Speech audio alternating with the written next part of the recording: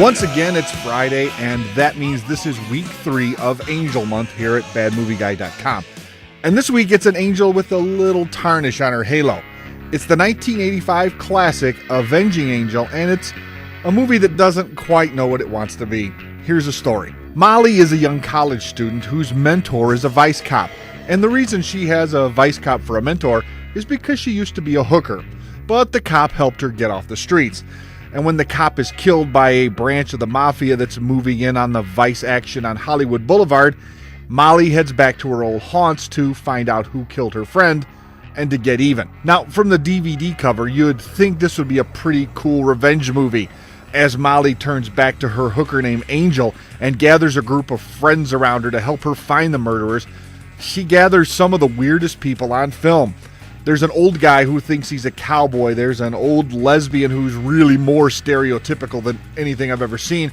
And there's a cadre of street performers. Everything from a Charlie Chaplin-looking magician to some weirdly dressed, sparkly guy who's really here for comic relief, as if I'm supposed to take the rest of this little group seriously. Avenging Angel moves back and forth between serious revenge movie and a parody of a serious revenge movie. And even taking into account that this was 1985, there's just really no excuse for this. Betsy Russell is fine as Angel/Molly, although she's clearly here just to wear those 80s style hooker outfits and remind us that even a hooker can have a law degree. And let's not forget Ossie Davis is in this, and he's in the movie for about 5 minutes and seems to want to get out every minute that he's on screen. I'm giving Avenging Angel 1 out of 4 cigars. I know it was the 80s, but there's still no excuse for something this bad.